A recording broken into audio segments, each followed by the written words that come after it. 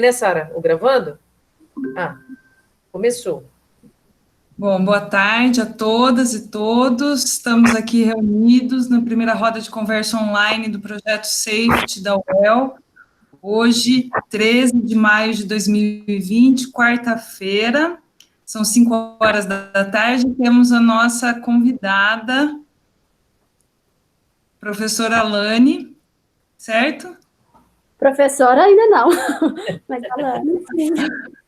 Tá joia. Pesquisadora. Muito obrigada por sua presença. Eu vou passar a palavra à nossa líder de grupo, a professora Marcele Carvalho, que pode daí dar continuidade às apresentações e os encaminhamentos. Obrigada, Ana Carolina Franzona. A Carolina é nossa colaboradora especial, jornalista do Projeto Safety, e a gente tem aprendido muito nesse projeto. Quero agradecer enormemente a Alane ter aceito esse convite para a gente inaugurar esse espaço dentro do projeto. É um espaço... A Alane é super jovem, depois ela, né, vai se apresentar, vai falar seu mini currículo, apresentar suas credenciais. Eu conheço a Alane já há alguns anos, eu nem lembro quantos, mas a gente, vez por outra, está em contato, e surgiu essa oportunidade durante esse momento de fazermos algumas conexões. E todas as conexões que nós tentamos no passado e não conseguimos efetivar, estamos conseguindo agora, né, nessa pandemia. Num contexto de distanciamento, né, estamos mais conectados virtualmente e conseguimos fazer esse momento aqui com já 20 pessoas conectadas nessa roda de conversa. O Projeto Safety, segundo a atualização da professora Sara Félix, que é coordenadora adjunta do projeto, nós estamos com 65 participantes no Projeto Safety. É um projeto bem grande, multi e transdisciplinar, multi-interprofissional, com várias formações e centros, departamentos e centros participando. Ontem ou anteontem, eu não lembro mais, Daniel Fieri está aí, pode me lembrar, começamos uma parceria com o professor Silvio da computação, e na sequência vamos fazer uma parceria com o professor Silvano do CCE, então é um projeto que já está rompendo muros, fronteiras e chegando em outros lugares. A Alane está no DF, Alane, onde é que você está agora, nesse momento? Está no DF? Está em Brasília. Legal. Alane Ribeiro é farmacêutica, é graduada em farmácia. Graduada por onde, Alane? Federal do Maranhão. Federal do Maranhão. Muito bem. Tu foste aluna da Maria Helena Brito? Não. Fui. Aluna Fui aluna dela. Aluna da Maria Helena Brito. Estava falando com ela ainda há pouquinho. Muito bom. A Alane tem uma trajetória muito, muito legal. Hoje ela é doutoranda inclusive do programa que eu fiz doutorado, do Programa de Ciências Farmacêuticas da Universidade de Brasília. É da diretoria executiva do SEB, se eu não estou enganada, porque eu não estou com cola aqui, eu esqueci minha cola. E é do grupo de trabalho de saúde internacional da Claxo, não é isso? Sim. Eu fiz uma encomenda para a Alane, antes da gente entrar no tema específico, né, dessa roda de conversa, que eu pedi para ela que a gente gastasse, sei lá, 25 a 30 minutos, né, nesse debate inicial, para tentar ter um teto até às 18 horas, e aí abrimos depois para um debate ampliado, uma mediação, uma conversa moderada. Pedi para a Aninha me ajudar nessa tarefa. Eu pedi para a Alane se apresentar, portanto, ela falando dela, eu acho que é muito legal, né? Você falar de você, falar do SEBS, acho que é muito importante a gente dizer o que é o SEBS, e falar da Claxo também, o que significa, o que faz, esclarecer um pouco, então, de onde, né, a Alane fala, quem é a Alane, de onde fala, né, carimbos a Alane vem trazendo nessa bagagem aí, né, ou nesse passaporte. Você, Alane. Muito obrigada, Marcele, pelo convite, pelas palavras, e é muito legal estar contribuindo com esse projeto. Muito interessante, a Marcele me mandou material, fiquei super, super animada, super entusiasmada com o projeto. Então, eu participo do SEBS já desde 2010, quando eu ainda morava no Maranhão, Eu estava no núcleo do Maranhão, do SEBS, que é o Centro Brasileiro de Estudos de Saúde. Em 2012, vim para Brasília, e desde 2018, eu estou na diretoria executiva, que é a diretoria nacional, do Centro Brasileiro de Estudos de Saúde. E aí, o SEBS, no Brasil, ele é o representante do Brasil na ALAMES, não sei se vocês conhecem, que é a Associação Latino-Americana de Medicina Social. Alguns países têm a ALAM, por exemplo, a ALAMES Argentina, a ALAMES El Salvador. Nós não temos a ALAMES Brasil, mas nós temos o SEBS, que é como se fosse a ALAMES Brasil. Então, nós fazemos essa representação da ALAMES Brasil e temos vários parceiros também, que depois eu vou falar um pouco para vocês. E o SEBS, ele é organizado como a diretoria nacional, presidência, vice-presidência, diretoria executiva, mas também com colaboradores ad hoc, que são especialistas, sanitaristas, pessoas que já têm um histórico no SUS bem grande, que podem contribuir com a gente, como a Sônia Fleury, o Paim, e também temos núcleos em diversos estados. 22 estados têm algum núcleo em alguma cidade ou em algum estado, ou núcleo estadual, ou núcleo municipal do SEBS. E aí, dependendo da característica do município, do estado ou das demandas nacionais, cada núcleo tem um perfil diferente. Isso é algo que eu acho que é interessante de falar, porque não existe uma regra de como que quais as atribuições que o núcleo do SEBS possa ter. Por exemplo, o núcleo do Pernambuco é um núcleo, e o de Alagoas, ele tem um foco maior na educação popular em saúde e nos conselhos de saúde. O do DF, também Conselho de Saúde, esqueci de falar, eu sou conselheira distrital de saúde aqui no DF, como categoria usuários, porque o SEBS, por mais que seja uma entidade científica também, que faz análise crítica, ela não entra na categoria nem de trabalhadores e muito menos gestão.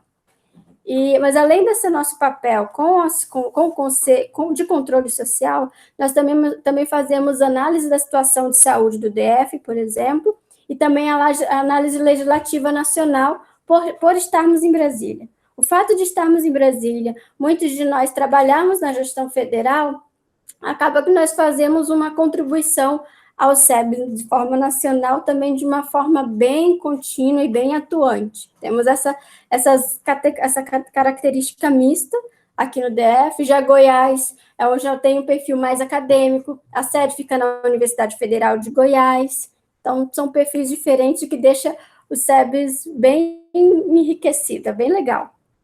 E participo do GT da Claxo, desde que eu já participava de várias atividades, mas em 2018 aconteceu o primeiro Fórum Mundial do Pensamento Crítico na Argentina, e aí lá eu participei de algumas atividades, inclusive numa mesa desse fórum, que também, dentro desse fórum, estava a 8ª Conferência Nacional Latino-Americana e Caribenha de Ciências Sociais, a Conferência da Claxo, e lá eu fui convidada para participar do GT. O GT de Saúde Internacional da Claxo, ele tem um papel de fazer análises regionais. Então, a gente faz análise de situação, análise crítica da saúde. Por exemplo, o último boletim do Covid, que foi elaborado pelo GT, faz uma análise com o que tem em comum das posições dos governos em relação ao Covid na América Latina, o que foi feito em um país que o outro país também poderia ter feito, e o que não é possível fazer pelas características muito diferentes. Tá. E acho que talvez para ficar mais objetivo e ajudar também na discussão, eu pensei em passar rapidamente um pouco do que o SEBS, a Diretoria Nacional do SEBS, tem feito nesses últimos tempos. E depois, se quiserem perguntar algo específico de algum núcleo, eu posso falar nas perguntas. E depois um pouco sobre como o SEBS está analisando a situação atual da saúde do Brasil. E quais são as estratégias que a gente está colocando mais energia, o que a gente está analisando. Bom? Tá. A Diretoria Nacional tem representações de vários estados, todas as regiões estão na Diretoria Nacional, e tem pessoas que são conselheiros de saúde, a maioria é pesquisador da universidade, mas tem pessoas que estão na gestão, como é o meu caso. Eu trabalho no Ministério da Saúde como consultora técnica, e também da Fiocruz, Então, que também dá das universidades, que acaba gerando umas discussões super interessantes, com o olhar da gestão, o olhar do controle social, com o olhar da academia. A gente teve uma oportunidade no ano passado, de 2018 a 2019, de representar a saúde coletiva no mundo, em várias atividades que foram super estratégicas. Por exemplo, a participação do SEBS na Conferência Global de Atenção Primária à Saúde, que aconteceu no Cazaquistão, em Astana, no Cazaquistão. A Lígia Giovanella participou, que ela da Fiocruz participou, fazendo essa discussão enquanto SEBS, nessa conferência, que foi super importante, e apesar das limitações em relação à alma-ata, também a participação de 3 diretores, no caso eu, Ana Costa e Noronha, nesse primeiro Fórum Mundial do Pensamento Crítico, e que também foi o congresso da Claxo. Participação tanto no workshop preparatório como na Assembleia Mundial de Saúde do ano passado, que eu tive a oportunidade de participar e foi super interessante, até porque, infelizmente, na sociedade civil, nos espaços da ONU, nos espaços da OMS, a gente verifica que a participação de países do sul global é mínima. E da América Latina é menor ainda. Assim, um evento enorme como a Assembleia Mundial de Saúde, como sociedade civil, só tinha eu e outro colombiano. Então, dentre milhares de pessoas da sociedade civil. Mas o que mostra que o olhar dos movimentos sociais, da sociedade civil, da academia, ainda é muito eurocêntrico. Até porque tem questões logísticas, de passagem e tudo mais, mas é algo que me chamou muito a atenção. Também, seminário internacional sobre saúde global, a participação, a partir do olhar da sociedade civil, também participamos. E também estamos contribuindo, enquanto Brasil e a Alames, na 6ª edição do livro do Global Health Watch, que é um livro muito interessante, elaborado pelo Movimento de Saúde dos Povos, também sobre a situação de saúde mundial com o olhar da sociedade civil.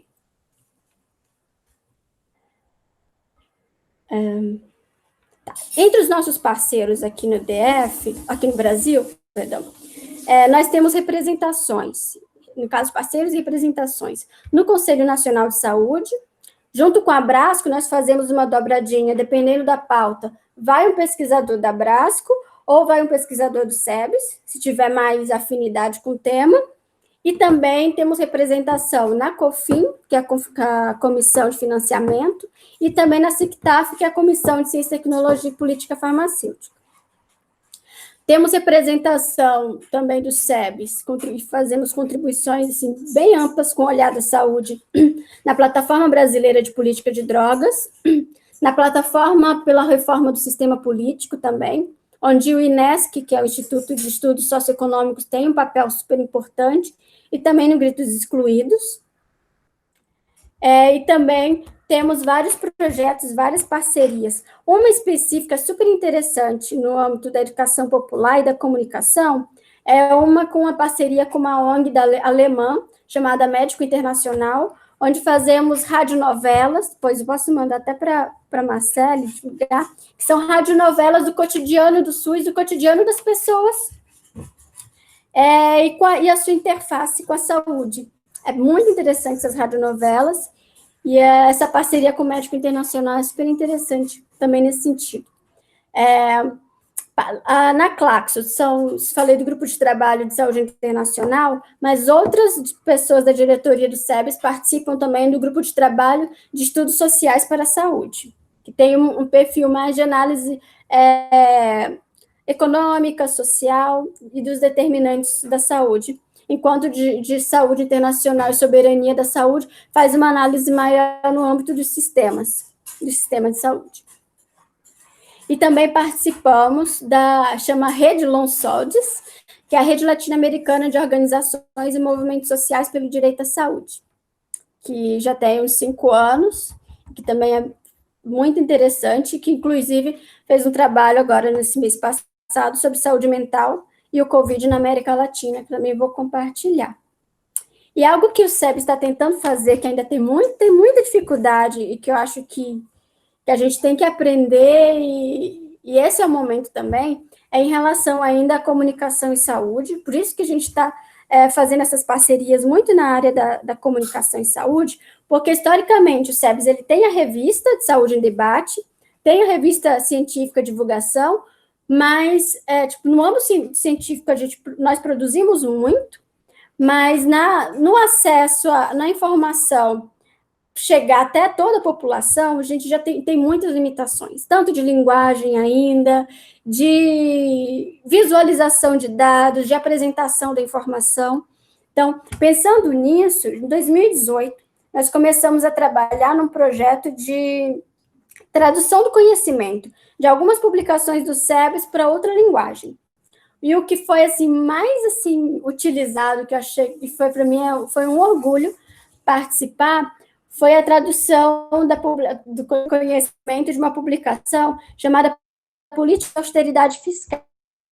Foi elaborada com parceria do IPEA também, o CEPEA, e que falava muito sobre como as políticas sociais são afetadas pelo austericídio, então pelas políticas de austeridade fiscal, nessa agenda neoliberal no Brasil e no mundo, que é uma publicação fundamental, super interessante, mas que tanto que no lançamento dessa publicação, que foi na Fiocruz, eu estava lá, várias pessoas que são da região de Manguinhos, algumas pessoas falaram que acharam interessante, mas elas não conseguiram entender o suficiente o que essa publicação e que os palestrantes, né, os autores apresentaram, e eles estavam com a insegurança de não conseguir passar isso para o movimento social deles ou para a comunidade. No caso, eu lembro muito de um senhor de Manguinhos que falou que eu não entendi.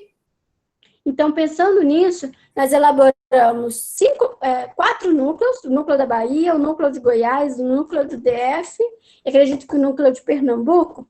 Nós elaboramos, a partir dessa publicação de políticas sociais e austeridade fiscal, uma cartilha chamada Austeridade. Que história é essa? Então, ela não perdeu em nada das informações mais relevantes, mas ela a gente conseguiu fazer charges, a gente conseguiu fazer infográficos, e conseguiu, com ilustrações também, fazer ficar mais claro com a linguagem, entender como esse arroxo fiscal pode afetar o dia a dia de cada pessoa, assim, como ele pode afetar os nossos direitos e como a gente consegue enfrentar. Então, é algo que o SEBS ainda está engatinhando muito, mas eu acho que é algo que a gente precisa fazer. Acho que, por enquanto... A outra atividade que nós estamos fazendo é em relação à matriz de monitoramento da saúde na América Latina, que é um projeto da LAMES, e que também o primeiro monitoramento a gente vai lançar agora daqui a 15 dias, que é uma matriz que não só analisa as questões epidemiológicas e sociais dos países, mas também acesso à água, saneamento básico, o que o país deixou de fazer que poderia ter feito, questões de gênero, racismo institucional, racismo que a gente vê todos esses dias, e também a racialização dos dados. Então, acho que vai ser super interessante essa matriz, e aí eu estou aguardando ainda o coordenador do projeto nos dar ok, mas a proposta do núcleo do DF que eu estou é da construção dessa matriz no Brasil, ela ser ou num Google Drive, ou numa matriz no Wiki, de forma que todas as outras pessoas também consigam editar e colaborar. Então, eu acho que é algo que a gente pode pensar e que seria super interessante. Mas ainda não tivemos esse ok, mas acho que vai ser super interessante. Isso. Tá. Agora, em relação à situação de saúde do Brasil. Agora há pouco, acabou, não sei nem se já acabou, a Rede Unida, junto com vários outros parceiros, o SEBS, a Brasco, estavam, não sei se acabou, em uma live discutindo sobre a importância dos leitos comuns, de uma fila única de leitos, que é uma das grandes campanhas que nós estamos apoiando, porque, inclusive, no Rio de Janeiro, se avaliou que não só os hospitais privados, mas como hospitais públicos também estão com leitos esvaziados. dados. Então, a importância disso, não só para a questão emergencial, para a nossa situação emergencial, mas também para fazer algo que já devia ter sido feito antes, que é uma rede de saúde de forma orientada para a demanda, orientada para a necessidade de saúde. E essa é uma das lutas que nós temos, mas também uma coisa que o SEBS, em todas as nossas reuniões da diretoria, a gente discute, é que a gente não pode voltar à normalidade mesmo, e que essa situação de exceção já está se dando há muito tempo, e que não pode ser a norma. A gente tem que aproveitar a oportunidade e que o SUS, apesar da situação de ser complicada, do subfinanciamento do SUS, o SUS está numa oportunidade, sim, de ser visto e ser reconhecido por tudo que está sendo feito. Porque a gente tem as nossas notícias que são bem ruins em relação ao SUS, mas que não fazia esse gancho subfinanciamento. Mas hoje a gente já está vendo uma outra abordagem em relação ao SUS, que essa tragédia ela poderia ser ainda muito pior se não tivéssemos o nosso Sistema Único de Saúde, e também de mostrar a importância, por exemplo, de termos UTIs regionalizadas de acordo com as demandas regionais, para a gente não passar pela situação que a gente tem, em que os maiores equipamentos eles estão na região sudeste, e que, por exemplo, com os casos de Covid mais graves e as situações de maior calamidade estão acontecendo na região norte, por exemplo. Então, é uma oportunidade para fazer esse tipo de discussão. Essa discussão, por exemplo, que o Conselho Nacional de Saúde fala dos 42 bilhões de reais que o SUS precisa para atender essa demanda da população, e que é possível, sim, ter um SUS, uma saúde pública para todos. Eu acho que é uma oportunidade de gerar esse debate e de não deixar tão longe uma ideia utópica de que o SUS não dá conta.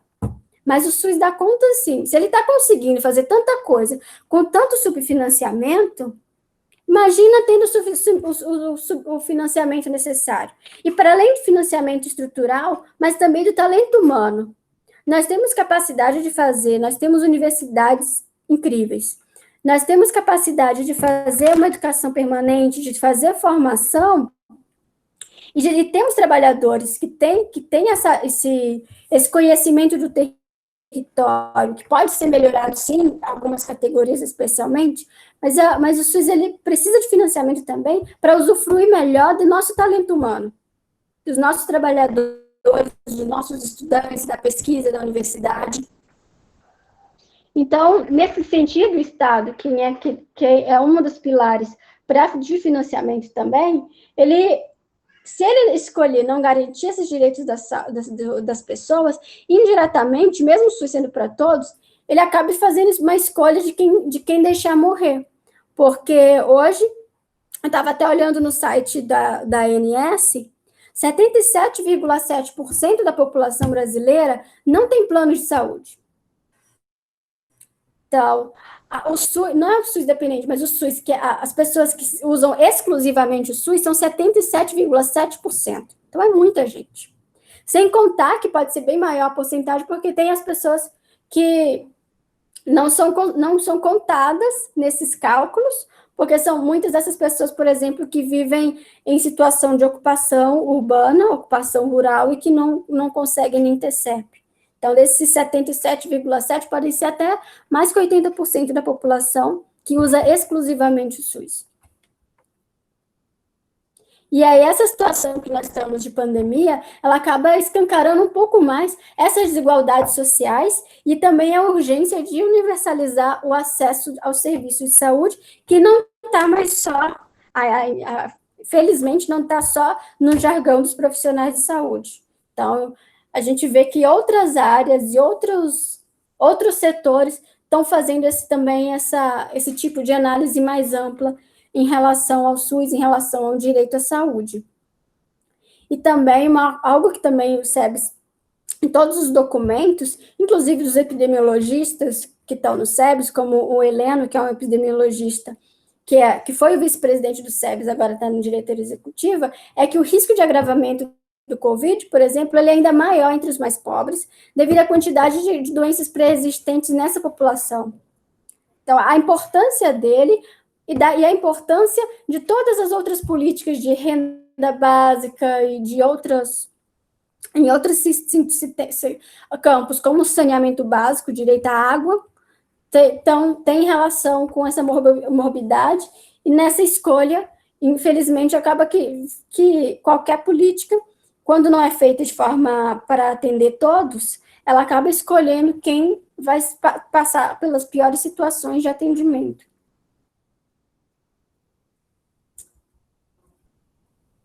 E aí, uma outra questão também que nós discutimos muito, e que é um desafio para o Brasil, mas que é algo que precisa ser amadurecido, é em relação a uma vigilância epidemiológica, uma vigilância participativa.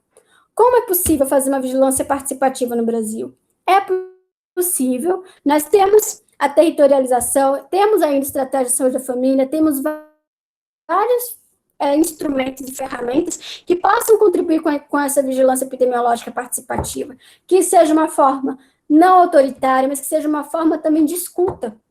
Então, é algo que o SEB está discutindo, está trabalhando mais também, e aproveitando de situações, de experiências de outros países, é sobre essa importância da vigilância epidemiológica participativa e também da solidariedade e da comunicação no território.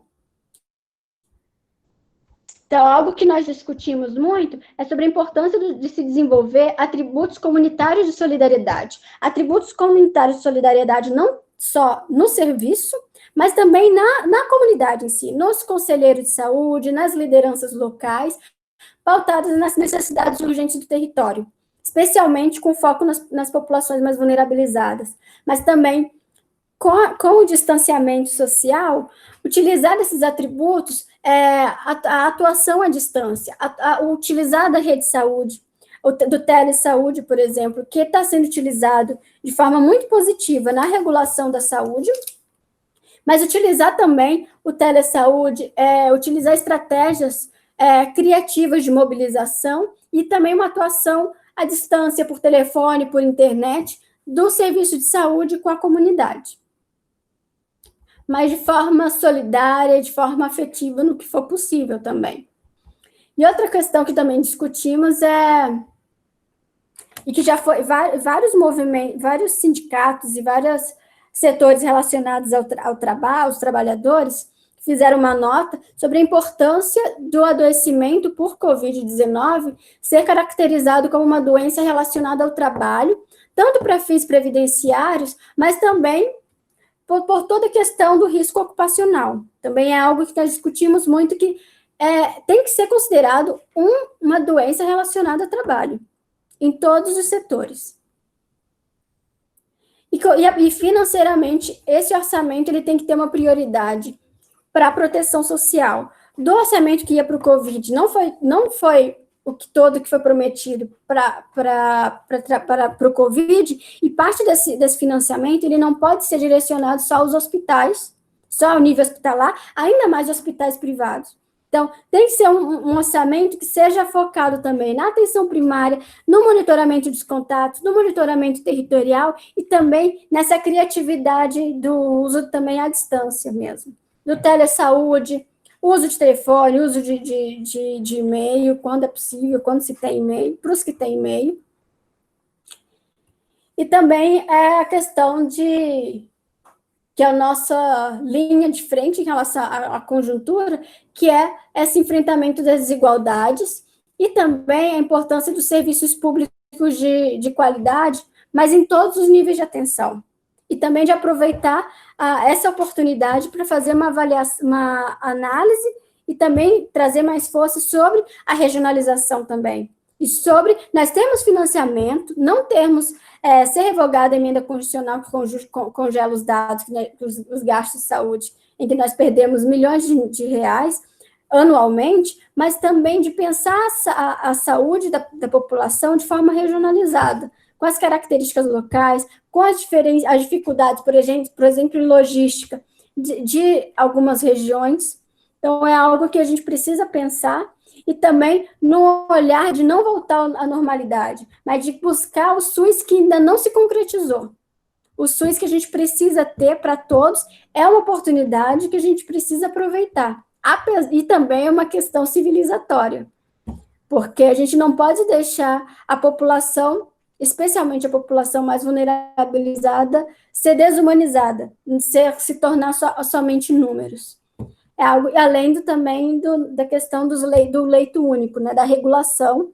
Com o telesaúde na regulação, a gente tem o avanço de ter mais transparência em relação aos dados. A gente consegue avaliar, mas a gente não pode estar limitado só aos dados. A gente tem que fazer com que aconteça, com que os leitos vazios leitos não fiquem vazios e que a prioridade seja de acordo com os riscos, e não como o que aconteceu acontece nas notícias de pessoas que pagam 50 mil reais, não sei quantos reais para ter uma UTI, e as pessoas que não têm acesso. Como é que faz? E que podem estar em situação de risco maior.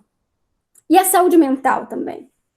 É um pouco mais esse arcabouço do que a gente está discutindo, e que cada dia é uma discussão diferente, cada dia é uma questão diferente, mas está sendo muito enriquecedor participar dessas discussões, aprender, e acho que vocês têm muito a contribuir também com o SEBS, especialmente na comunicação e saúde, para nos ensinar tanta coisa que a gente ainda está nos papers, e nessa conjuntura, a publicação de artigo, às vezes, não consegue dar conta.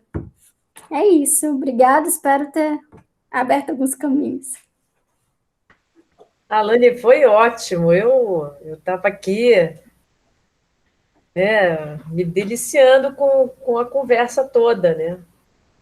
É claro que a gente está num coletivo agora de 19, 20 pessoas, essa não é uma informação pronta e rápida para todo mundo, né? Enquanto você estava falando, a gente foi colocando os links aqui do que é o SEBS, o que é a ALAMES, que siglas são essas, né, que você estava falando para a gente, que são mais conhecidas, talvez, de uns e menos de outros, né? Isso é muito legal, mas o importante desse primeiro diálogo aqui é apresentar para quem não conhece, né, refrescar a memória para quem já conhece, mas que está lá em algum lugar perdido. Londrina está no núcleo do SEBS até, né? Exatamente. Algumas pessoas do núcleo estão na Secretaria de Saúde, estão na universidade.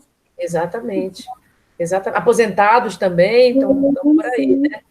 Inclusive, Londrina teve na vanguarda da atenção primária, né? Quando nem se falava em atenção primária, quando nem se tinha estabelecido, Londrina já tinha as primeiras unidades de escola, essa turma da reforma sanitária, toda a velha geração da reforma sanitária, também se reunia aqui, também participava, né? Londrina estava no circuito, digamos assim, né?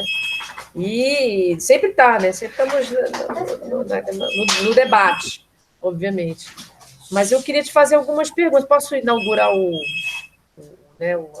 talvez a roda de conversa? Eu fiquei muito curiosa com algumas coisas que você falou. Acho que a primeira coisa que você falou que me deixou curiosa foi a cartilha, né? Quando você relata a situação, que também a gente tem essa perspectiva no projeto, né? Uma das nossas preocupações, inclusive, é como pegar esse conhecimento que você acabou de dizer, que a gente produz conhecimento científico bastante criterioso, produz artigos, segue o rigor científico, mas ele atende, chega e é consumido, digamos assim, por um grupo, um pequeno grupo, inclusive. Esse, inclusive, foi objeto do nosso debate, meu, da Daniela Alfieri e da professora Nayara, com o professor da computação, né, quando a gente falava da nossa necessidade de ter soluções tecnológicas que pudessem nos apoiar, né, durante a execução do projeto, mas que também pudessem ser soluções para criar outros canais. É um debate também grande com a Ana Carolina Franzon, que é jornalista, né, que é jornalista do grupo. A gente está bastante interessado, essa é uma frente da Ana, não só a divulgação científica, mas a popularização, né, a popularização da ciência, tecnologia e inovação, como fazer isso. E quando você falou da experiência da cartilha, todo o processo de tradução e conhecimento. Pois é, tu estás me mandando aqui, é isso que está no meu ouvido? Não. Não, não é. São outras pessoas no meu ouvido, mas eu lembro que a Alane já me mandou essa cartilha alguma vez. Não foi, Alane? Foi, né? Mandei sim. Mandou. Pois é, ficou em algum, lugar do passado, você me manda de novo os Sim. materiais, mas a minha curiosidade é a seguinte: depois que vocês foram provocados pela comunidade e que, portanto, a partir disso, geraram um processo, não, então vamos produzir um material que seja na linguagem mais acessível à comunidade. Vocês tiveram algum feedback da própria comunidade com relação a esse material? Vocês chegaram a apresentar para a comunidade e ouvir diretamente deles? Porque isso é uma outra coisa, né? Ou construíram junto com vocês. Teve gente da comunidade que construiu junto, participou de algum processo de, sei lá, de validação da linguagem. Essa linguagem foi mais acessível à comunidade a partir de vários testes ou provas daquele material.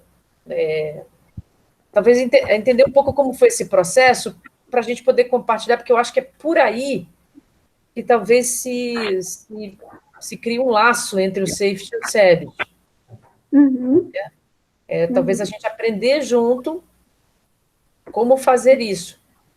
Como também dentro do safety produzir bons materiais.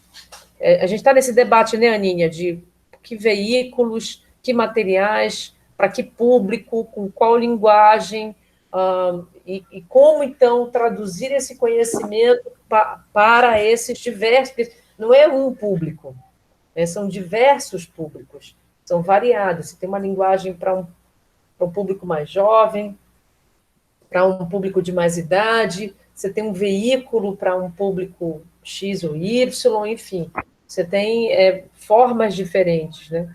Então, essa foi a primeira questão. Se vocês tiverem esse feedback, eu só foi aquela, não, olha, não estou entendendo nada disso que vocês estão falando, dá um jeito aí de falar no português, porque esse troço aí que vocês estão falando eu não estou entendendo.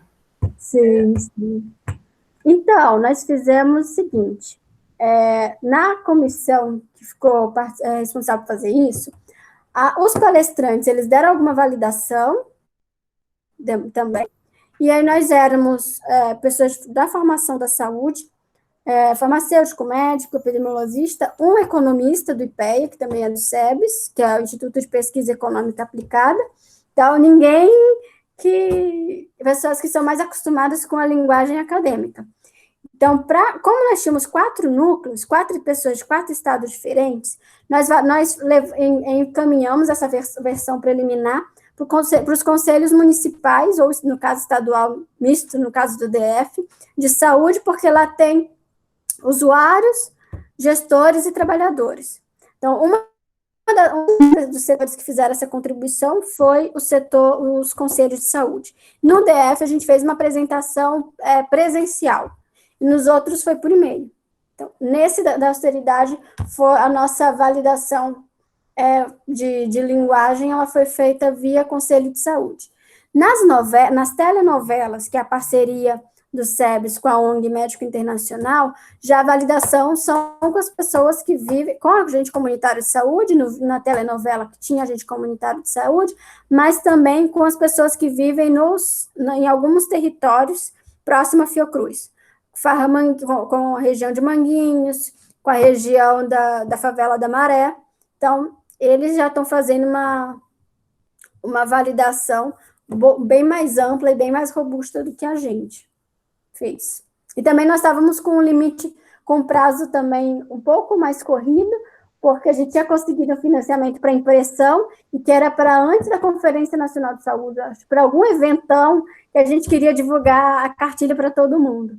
A gente não conseguiu fazer isso.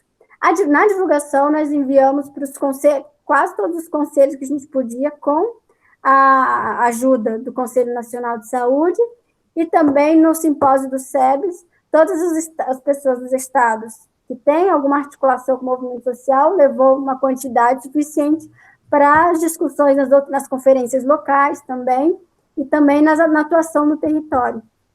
E também, virtualmente, o Heleno, que é representante do SEBS no Conselho, em outros espaços, até no Congresso, em audiência pública, quando o SEBS vai apresentar, fazer alguma fala, a gente leva também a cartilha como algo para as pessoas buscarem, lerem, um pouco de como a gente fez a comunicação, mas é tudo muito arcaico ainda. Bem... É muito bom, acho que eu não sei, eu acho que é por aí que a gente vai caminhar junto, sabe, Alane, no projeto e no SEBS, né?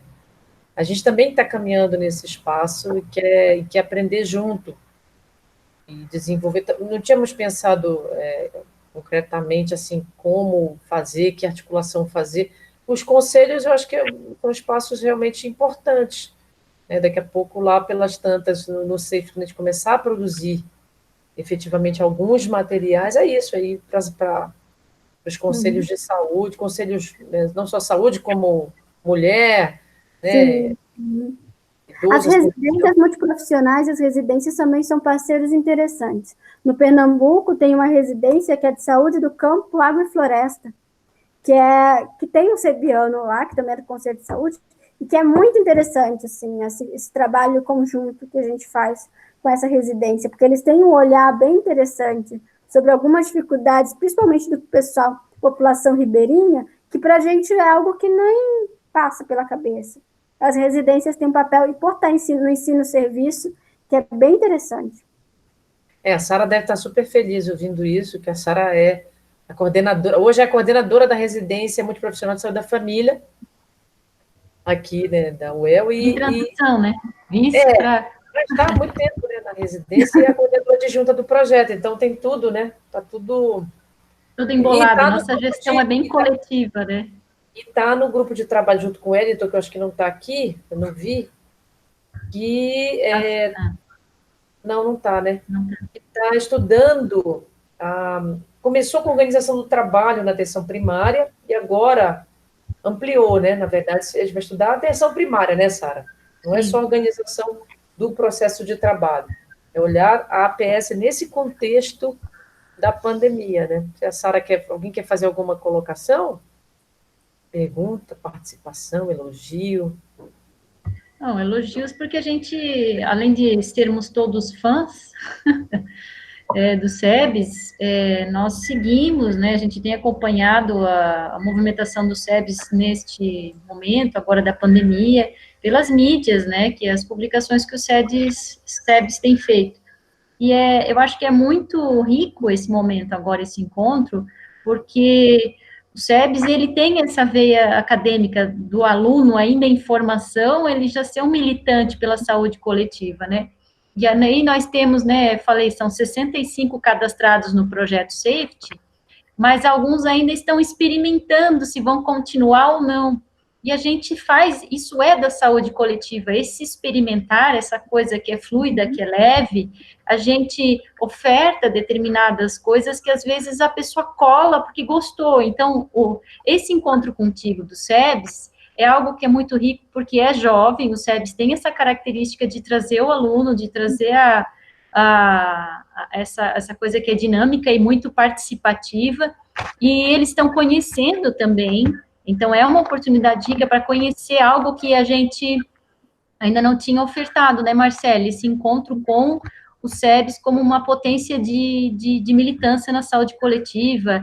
Então, assim, nós temos acompanhado as publicações de vocês, nós temos estudado, inclusive faz parte do nosso corpus de pesquisa, muitos documentos que o SEBS tem ofertado, e eu acho que esse encontro ele é potente porque ele possibilita isso, né, que nossos alunos aqui de Londrina entrem em contato com o SEBS, que a gente estava um pouco distanciado, né, porque o SEBS já esteve mais dentro da UEL, aqui era parceiro muito próximo, né, e aí foi se perdendo, depois que a gente perdeu o Unesco, o SEBS, aí ali ele foi junto, e aí a gente, agora, quem sabe, a gente consegue finalmente resgatar essa parceria, né, Marcele? Mas foi muito bom te ouvir. Obrigada. Obrigada. É muito bom mesmo. Aninha, Letícia, Carol, alguém quer falar alguma coisa? Eu tenho. Gabriel! Fala, Gabriel!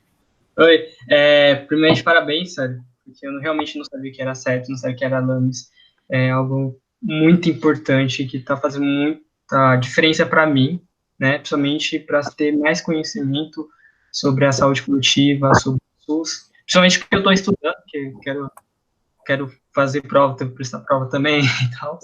E eu queria... Gabriel, diz Oi. quem você é, qual é o seu curso? Ah, eu sou de farmácia da UEL. Isso. Quarto ano, graças a Deus. Farmacêutico clínico, se Deus quiser.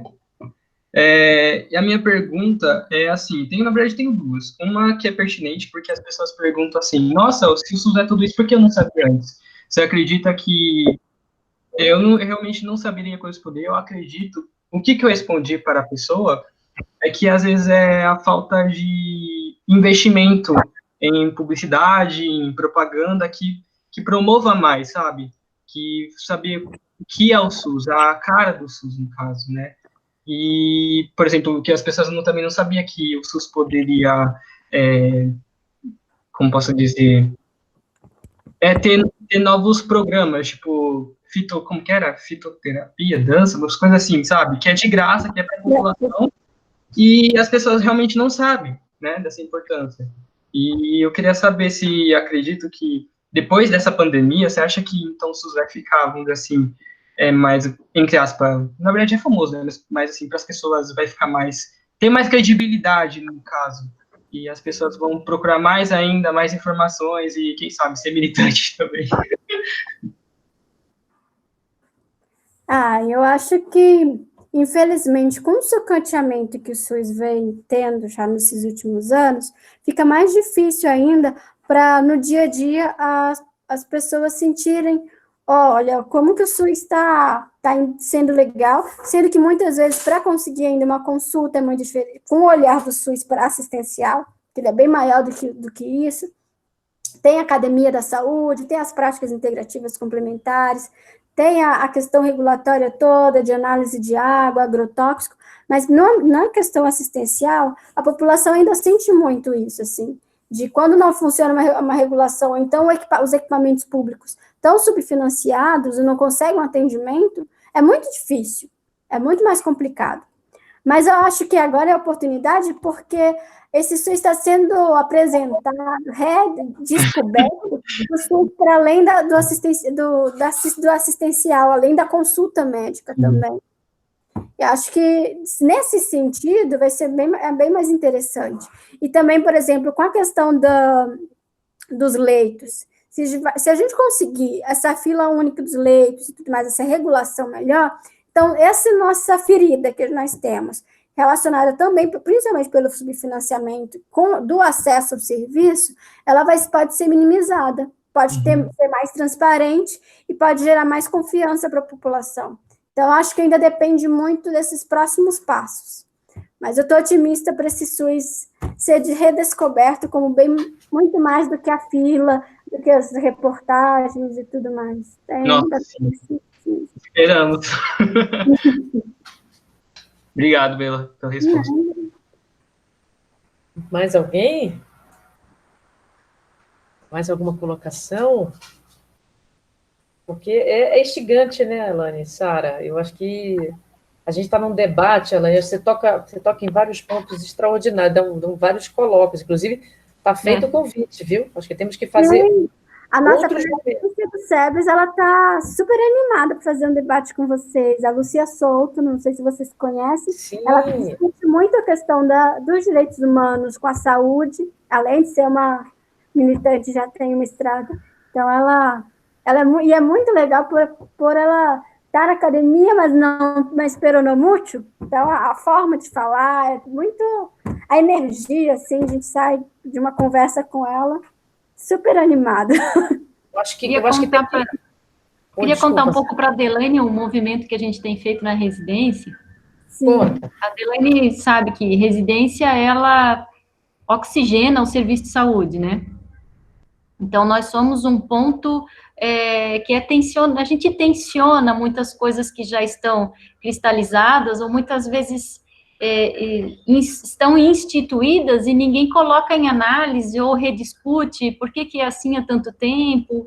E nesse momento agora, que tudo tem sido muito dinâmico, nós, enquanto residência, temos sido muito inventivos e a gente percebe que está mais fácil a gente chegar no serviço, não que eles vão pedir para a gente, o que vocês acham de como é que a gente deve organizar a atenção básica aqui na cidade, mas parece que está mais fácil eles olharem para o que nós estamos fazendo e produzindo e eles captarem, sabe? Então, e a gente tem feito esse movimento de uma maneira muito leve. Quando a pandemia começou, o nosso departamento prontamente se colocou à disposição da gestão municipal para ajudar em várias frentes.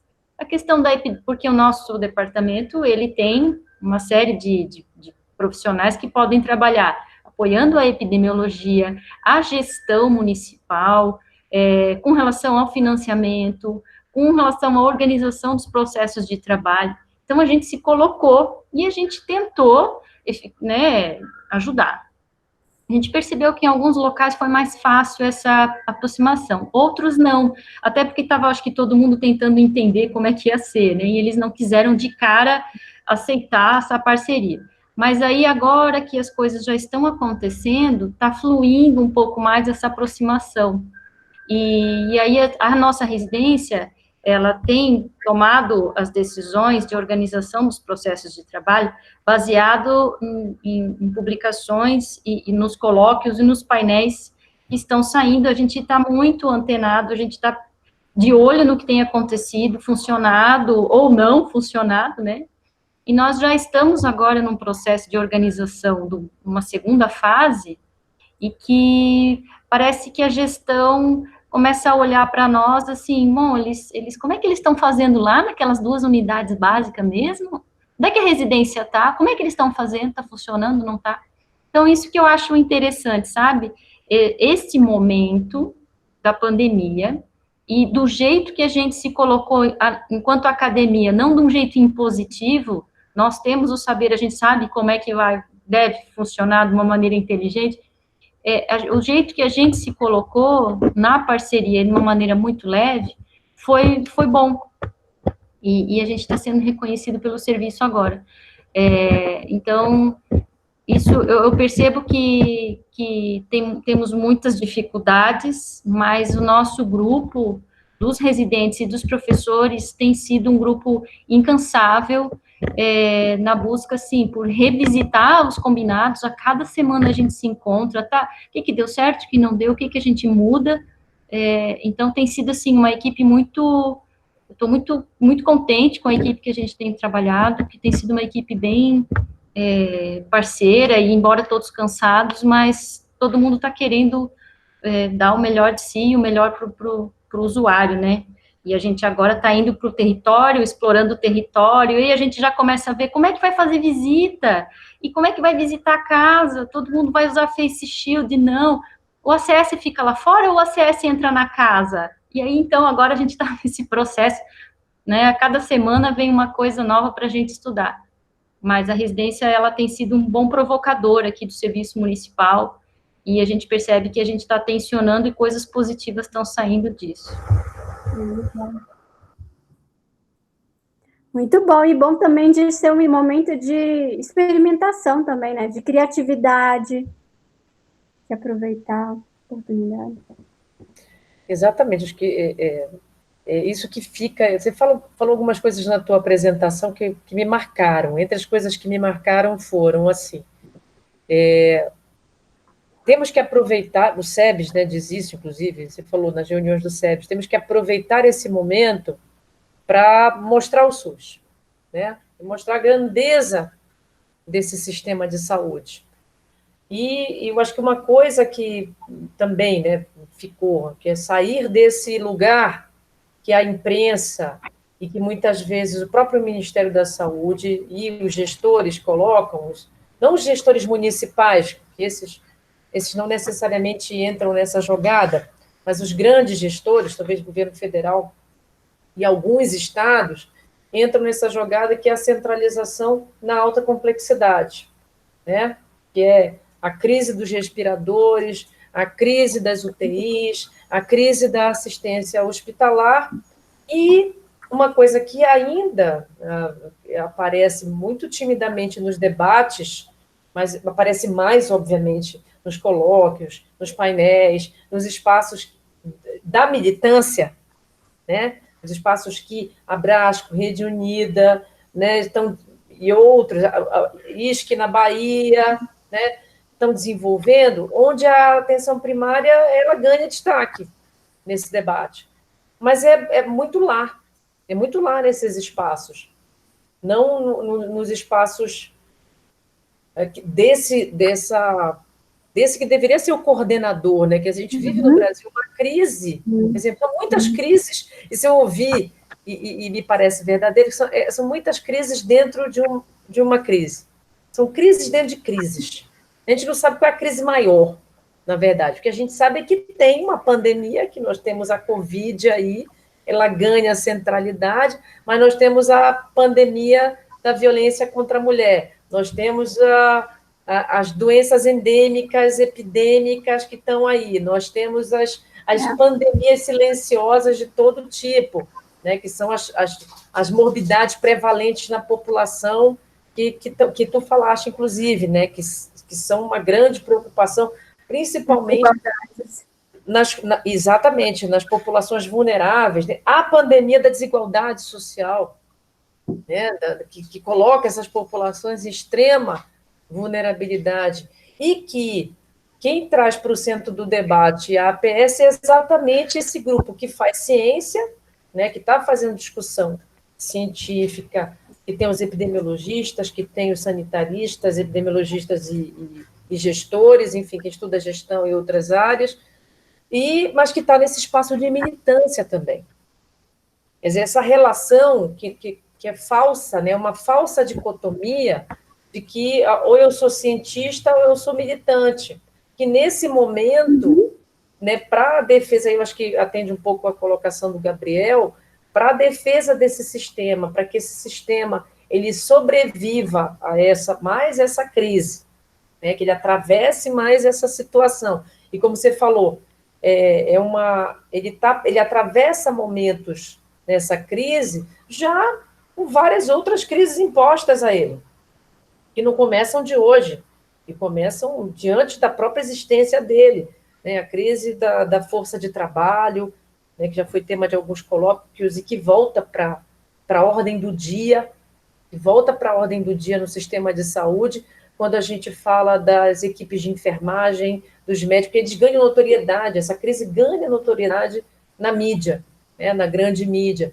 Então, quando você tem equipes inteiras sendo afastadas, médicos adoecendo, morrendo nesse contexto, isso não só para o gestor público, mas para a grande mídia, esse debate, né, de que nós temos equipes que são frágeis nesse sistema. Tem aí, já correndo em paralelo, todo o processo que já vem, que é para além do subfinanciamento e do sucateamento, quer dizer, que é um projeto maior, esses dois, né, são projetos macro, mas no bojo disso, na engrenagem disso, a gente vinha sofrendo com o Previne Brasil, né, o escancarado processo de mudança no financiamento da atenção primária. Nós já vínhamos sofrendo com a nova PNAB 2017, nova Política Nacional de Atenção Básica, e a recomposição de equipes. Nós estávamos caminhando aí para uma nova discussão de modelo de financiamento baseado em cadastro, né, por equipe, 2 tipos de equipes, atenção básica e saúde da família. A gente estava nesse processo quando a pandemia se instalou. Os COSEMs, os conselhos de secretários municipais, disparando reunião para tentar entender como é que ia funcionar esse novo financiamento, e aí, providencialmente ou não sei, isso o tempo vai dizer, né, Alane e equipe, o próprio Safety pode se debruçar sobre isso para ajudar a responder, a pandemia veio. Retardou alguns processos, acirrou outros, agudizou alguns, né?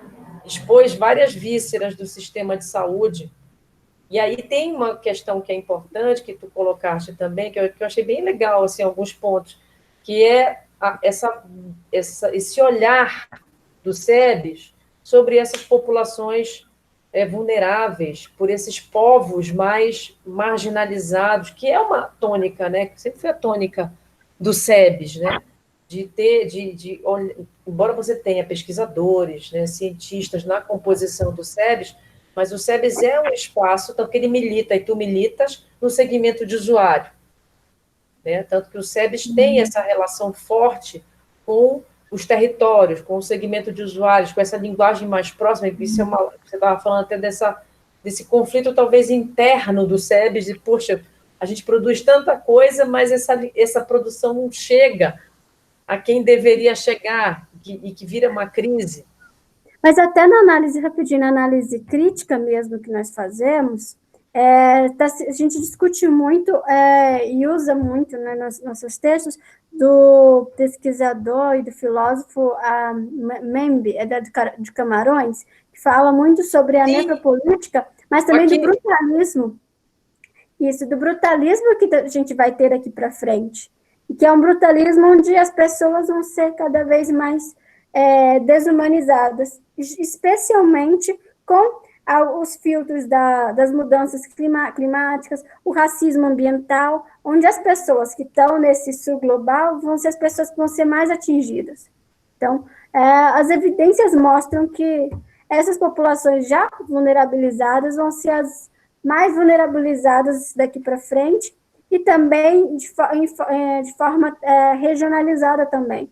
Alguns territórios que têm uma desigualdade, que têm pessoas de populações, por exemplo, São Paulo, Morumbi, Paraisópolis e Rio de Janeiro, algumas regiões como um todo podem estar no momento com mudanças climáticas e tudo mais, onde essa vulnerabilização vai ser muito mais intensa, e especialmente para a população mais pobre, com desertificação de alguns lugares, com maior conflito de terra, com maior conflito em relação à grilagem, porque com essas mudanças todas, esse brutalismo que ele fala, vão ser, infelizmente, vão ser aflorados. Isso. Exato. Esse momento é um momento certeiro para a gente tentar dar uma volta por cima, tentar dar minimizar, pelo menos, essas situações. Exatamente. A Sara se inscreveu aqui só para fechar, né, o raciocínio, que eu acho fantástico. Eu gosto desse debate, eu acho bem bacana. Não sei se todo mundo gosta, quem está ouvindo, se já foram embora, só estão com as carinhas aqui, né? Mas eu acho esse debate interessante. Espero que quem ficou aqui esteja acompanhando, porque esse movimento que começa com essa pandemia na Ásia, vem chegando, você fala da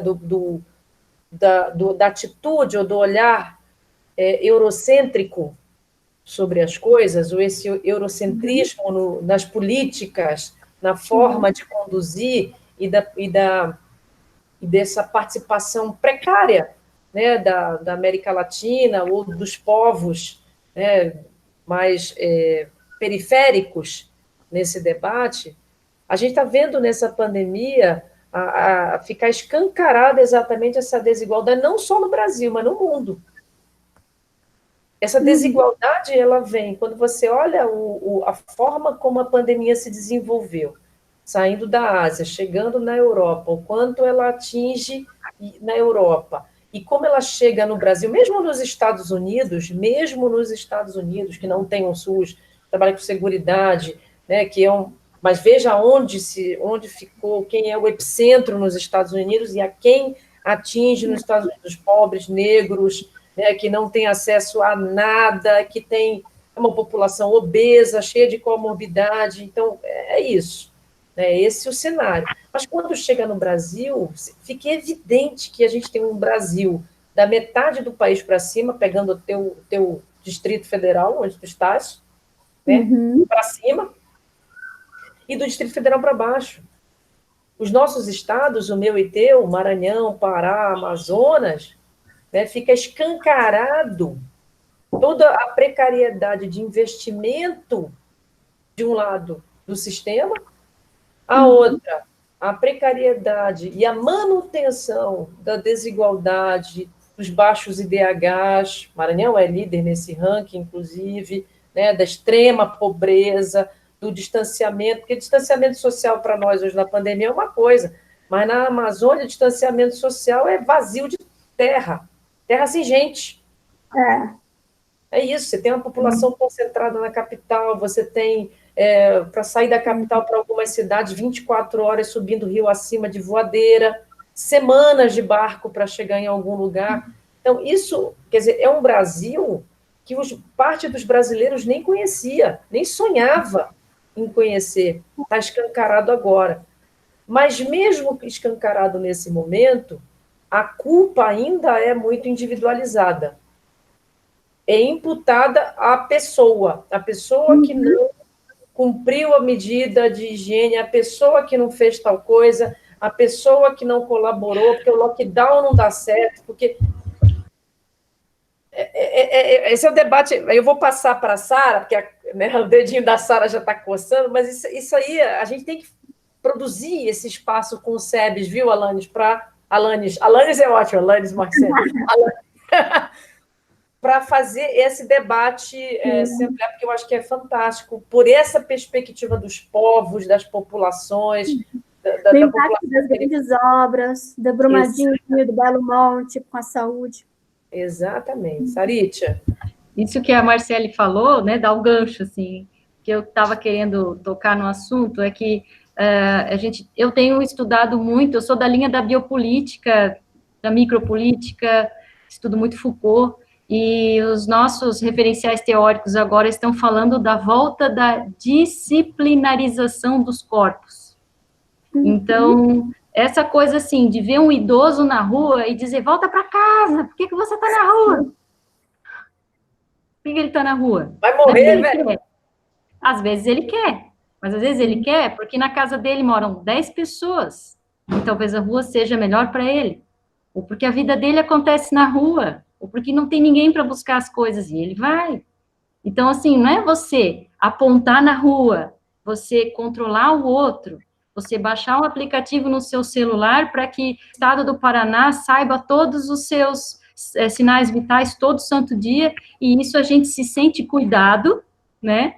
A gente se sente cuidado, acha que está sendo cuidado, mas isso também é uma disciplinarização dos corpos. Então, é uma sociedade de controle que a gente estava num caminho de, pelo menos, tentar se libertar um pouco disso, mas parece que colou de novo. E aí, isso é uma tentação. Então, as pessoas acham que o Estado está cuidando de mim, fica disfarçado, controle disfarçado de cuidado. E aí as pessoas apontam na rua, mas é culpa dele, que ele pegou porque ele saiu, é culpa dele. Então, assim, as pessoas não fazem o lockdown ou o isolamento social porque não querem, né? O Estado não dá condições para que isso aconteça, porque o indivíduo fica em casa. E ele tem que continuar, né? Então, trabalhando, saindo. Enfim, eu só queria trazer, assim, que isso é algo que a gente tem discutido muito, que é essa volta da disciplinarização dos corpos e o controle, né, o controle, o biopoder, né, o controle do Estado sobre a vida do outro, e o indivíduo acha que está sendo cuidado e tudo bem, acaba aceitando. Sim, super concordo. E lembram do 1900? Polícia Sanitária, início das ações de vigilância sanitária no país. Polícia médica, né? Exatamente. Então, a gente está nesse turbilhão, né? Muito, muito legal, viu, Alane, esse debate. Já a gente começou com o pé direito, esse dedinho de prosa, essa roda de conversa, essa troca. Eu espero que todo mundo tenha gostado. Infelizmente, a gente vai ter que ir encerrando, né? A gente tinha previsto aí um teto às 18 horas, estamos chegando às 18h30 daqui a pouco, né? 18h24, tendemos aí algum tempo, né, do teto. Queria agradecer muito. Passou rápido, né, Alfi? Que bom, que bom, que bom, que bom. Foi super em cima da hora, super arranjado rapidamente. Agradecer imensamente a Alane, que topou. Tinha uma brecha aí na agenda, né? Foi num dia que a gente não esperava, mas foi uma brecha encontrada e agora vai. E vamos costurar esse debate com a Lúcia Souto e com mais colegas e fazer um debate via SEBS, talvez, fazer uma parceria Safety, UEL, SEBS, para fazer esse debate por essa perspectiva, dos povos, né, por essa perspectiva do controle social, né, principalmente das comunidades, dos territórios, de onde estão essas pessoas, dos grupos mais vulneráveis, dar voz a quem não tem voz, ou pelo menos trazer pessoas que enxergam essas pessoas. Se eu não conseguir dar voz a essas pessoas que têm representações em alguns espaços, mas a gente tem um tanto de gente por aí, dentro do SEBS, que enxerga essas populações. Porque tem outros grupos que não enxergam e fazem questão de não enxergar. Essa é uma questão importante. Então, se a gente não tiver mais nenhuma intervenção, pela hora, agradecer a Ana, que fez a abertura. A gente vai alinhavar aqui o GGM para nos próximos encontros. A Aninha está ganhando reforço lá com o jornalista. Ah, sim, vamos fazer o print, né? A Sara gosta de fazer o print. Galera, vamos abrir as suas janelinhas, passar uma maquiagem, passar um batom, um perfume, passar um... Tem gente que deve estar com o pijama desde as 5 horas da manhã. Vamos abrindo as carinhas aí. Ó, a Dani de pijama. Alf de pijama, Alf? Duvido. Cadê a Laura? Eu gosto de ver o cabelo da Laura. Cadê a Laurinha? Não tá aí? Cadê? Quando eu crescer, eu quero fazer uns cabelos aqui em cima, igual da Laura. Eu acho muito legal. Ó, não tá. Que tá de pijama, Letícia? Ó, a Luísa tá aí, muito bem. Não acho que... Põe a carinha. Letícia, também tá de pijama, Letícia. Olha o rosto. 3, 2, 1. Eu não vou mostrar a parte de baixo, eu tô que nem jornalista do JN, entendeu? É só a parte de cima que tá bonita.